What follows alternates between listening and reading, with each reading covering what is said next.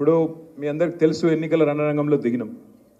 మన ముఖ్యమంత్రి రేవంత్ రెడ్డి చేవేళ్లలో ఒక మీటింగ్ పెట్టిండు. మీటింగ్ పెట్టి ఆ మీటింగ్లో అడ్డగోలుగా మాట్లాడింది. ఆయన ముఖ్యమంత్రి అయిన కాడికి వెళ్ళి ఏం మాట్లాడుతుండో మీరే చూస్తున్నారు. ఏమంటాడు? బీఆర్ఎస్ పని అయిపోయింది, కేసీఆర్ శకం ముగిసింది, ఒక్క సీటు కూడా గెలవరు, దమ్ముంటే ఒక్క సీటు గెలిచి చూపెట్టు అని చెప్పి ఆ రోజు నాకు సవాల్ విసిరిండు. నేనేమన్నా ఉన్న 17 సీట్లు ఉన్నాయి, ఉండేటి ఉంటాయి, నడిచేది నడుస్తుంది. రేవంత్ రెడ్డి నువ్వు చాలా పెద్ద గొప్పనివి కదా, పెద్ద తురుంకాను కదా, ఒక పని చేద్దాం, ఒక్క సీటు కూడా గెలవరన్నావు కదా, అక్కడ ఇక్కడ ఎందుకురా పోయి సప్పుడేక నీ మల్కాజ్గిరి సీటు ఉంది కదా, నువ్వు కొడంగల్ ఎమ్మెల్యేకి రాజీనామా చేయి, నేను సిరిసిల్ల ఎమ్మెల్యేకి రాజీనామా చేస్తా, ఇద్దరం మల్కాజ్గిరిలో తెలుసుకుందాం రా దమ్ముంటే అన్న. కూయి లేదు కాయి లేదు. అప్పటి నుంచి మళ్ళీ నోరు మూసుకున్నాడంటే మళ్ళా దాని గురించి మాట్లాడతలేడు. ఎందుకంటే ఆయనకు తెలుసు 5 ఏళ్ళు మల్కాజ్గిరిలో చేసిన ఒక్క పని లేదు, తిరిగిన ఒక్క కాలనీ లేదు, కనీసం ఎన్నడూ కూడా పలకరించిన పాపాన పోలేదు ఆనాడు పార్లమెంట్ సభ్యుడిగా రేవంత్ రెడ్డి.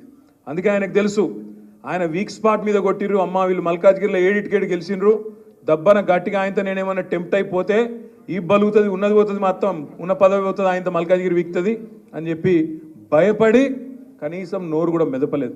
ఈ మాట ఎందుకు చెప్తున్నా అంటే, ఒక గది మల్కాజ్గిరిలో బీఆర్ఎస్ పవరు, గది మన సత్తా. ముఖ్యమంత్రే భయపడుతున్నాడు ఇవాళ. ముఖ్యమంత్రే ఇవాళ రేవంత్ రెడ్డి ముఖ్యమంత్రి, గంత పెద్ద పదవులుండి కూడా మల్కాజ్గిరిలో నిలుస్తున్నాం, చూసుకుందాం అంటే మేమే బెబ్బెబ్బే. రేవంత్ రెడ్డి గారు ఇంకా టైం ఉంది. ఏప్రిల్ 18 నామినేషన్లు.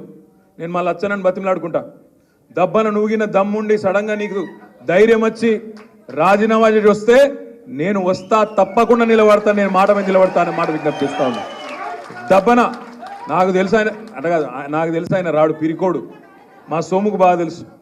నరకుడు ఎక్కువ, మాటలు ఎక్కువ, బిల్డప్ ఎక్కువ తప్ప అసలు కాడికి వచ్చే వరకు మాత్రం పారిపోతాడు. మాకు ఇరికే.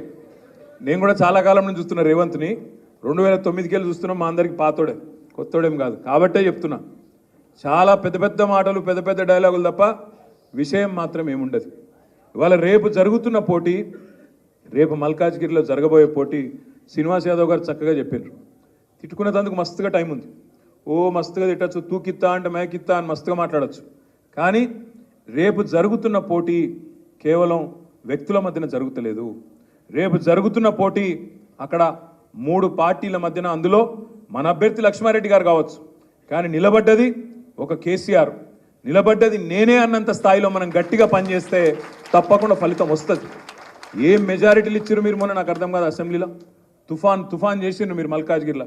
మా తమ్ముడు కుత్బుల్లాపూర్లో వివేక్ గారి ప్రచారం పోయినా. వివేక్ ప్రచారంలో నేను ఏదో నోట్లకెళ్ళి వచ్చేసింది అట్లా. మొత్తం స్టేట్లో హైయెస్ట్ మెజారిటీ రావాలి మా తమ్మునికి అన్న. నిజంగానే మీరు సీరియస్గా తీసుకున్నారు. 85,000 ఓట్ల మెజారిటీ అక్కడ. ఇక మా కృష్ణారావు అన్న నేను ఈ మాట అన్న ప్రతిసారి ఆగాగాగాలి. కృష్ణారావు అన్న పంచాయతీ చెప్తా మీకు. కృష్ణారావు అన్న పంచాయతీ ఏంటంటే, అన్న వివేక్ ఓట్లు ఎక్కువ వచ్చినాయి, పర్సెంటేజ్ నాకు ఎక్కువ వచ్చింది కుకట్పల్లిలో అని కృష్ణారావు అన్న.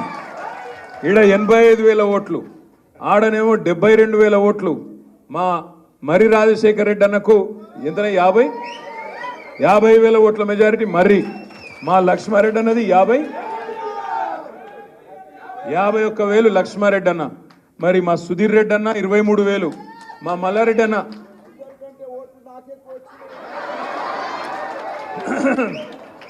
ఓట్లు ఎక్కువ వచ్చినాయి కానీ మరి ఎక్కువ మెజారిటీ రాలే కదా. అరే పర్వాలేదు, మల్లన్న బాధపడతాడు. ఓట్లు ఎక్కువ వచ్చినాయి మల్లన్నకు కూడా. 32,000 ఓట్ల మెజారిటీ. మొత్తంలో ఓట్లు చూసుకుంటే మరి పెద్ద నియోజకవర్గం కూడా నీదే కదా మల్లన్న. Last second వచ్చిండమ్మా 17,000. మొత్తం కలిపితే, మొత్తం కూడితే 1 కాదు 2 కాదు 3,50,000 చిల్లర ఓట్ల మెజారిటీ మనకు మొన్న ఆడ వచ్చింది. ఇప్పుడు మనని గెలవాలంటే, రేపు లక్ష్మారెడ్డిని గెలవాలంటే, ఎవరన్నా మన పార్టీని గెలవాలంటే 3.5 లక్షలు దాటి ముంగటికి వచ్చి గెలవాలి. మరి ఇది అయ్యే పనేనా? అందుకే నేను మిమ్మల్ని కోరేది, దయచేసి మిమ్మల్ని ప్రార్థించేది, అట్లా అని చెప్పి లైట్ తీసుకోకుర్రి. అట్లా అని చెప్పి గెలిచిపోయిన 3.5 బ్యాంకులు ఉన్నది కాబట్టి మనం ఏం లేదు ఇంట్లో వండుకుందామంటే నడవది. సీరన్న కరెక్ట్ చెప్పిండు. మనం కార్పొరేటర్ ఎలక్షన్ ఎట్లా కొట్లాడతామో, ఇల్లు తిరుక్కుంటా, గల్లీ తిరుక్కుంటా, ఇంటింటికి పోయి బతిమలాడతామో, మనం సర్పంచ్ ఎలక్షన్ ఎట్లా కొట్లాడతామో, దయచేసి అభ్యర్థి పార్లమెంటు భారతదేశంలోనే అతిపెద్ద పార్లమెంట్ నియోజకవర్గం ఏది? మల్కాజ్గిరి. మరి ఏడేడికి అందుతాడు పాపం ఆయన? ఆడికాయన ఉరుకులాడుతున్నాడు పాపం. మొన్న డిక్లేర్ అయిన కాడికి వెళ్ళి తనలాడుతున్నాడు, ఉరుకులాడుతున్నాడు, రోజు పొద్దున వాకింగ్ చేస్తున్నాడు, సాయంత్రం ఇఫ్తార్ పోతున్నాడు, అన్నీ చేస్తున్నాడు. పాపం వాళ్ళ కుటుంబ సభ్యులు కూడా వాళ్ళ శ్రీమతి ఇక్కడ ఉన్నారో లేదో తెలియదు కానీ ఉన్నదా మేడం? ఆమె తిరుగుతున్నది. మొన్న ఎల్బీ నగర్లో మా సుధీర్ అన్న భార్య, లచ్చన్న భార్య ఇద్దరు కూడా మీటింగ్ పెట్టిండ్రు లేడీస్తోని. వాళ్ళు కూడా తిరుగుతూ ఉన్నారు. ఎక్కడికక్కడ వాళ్ళ కుటుంబ సభ్యులు కూడా బ్రహ్మాండంగా తిరుగుతూ ఉన్నారు. నా విజ్ఞప్తి మీతో ఏంటంటే, కానీ 30 లక్షల పైచిలకు ఓటర్లను కలుసుడంటే ఈజీ ముచ్చట కాదు. దయచేసి నేను మిమ్మల్ని కోరేది, ఎక్కడి వాళ్ళం అక్కడ. మేడం పేరేంది? రజనీ గారు, రజనీ లక్ష్మారెడ్డి గారు. ఒకసారి గట్టిగా సపోర్ట్ కొట్టండి. బాగా కష్టపడుతుంది మేడం కూడా. కానీ అభ్యర్థి అందరూ కూతురు కొడుకు అందరు తిరగాలి కాదు, ఎలక్షన్ అయ్యా. నేనేమంటున్నా, వాళ్ళ కుటుంబం ఎట్లయితే కష్టపడుతుందో మనం కూడా గులాబీ కుటుంబ సభ్యులందరం కూడా అంతే స్థాయిలో కష్టపడాలన్నదే నా ప్రార్థన మీ అందరితో. పాప పేరు భవానీ, తను కూడా బాగా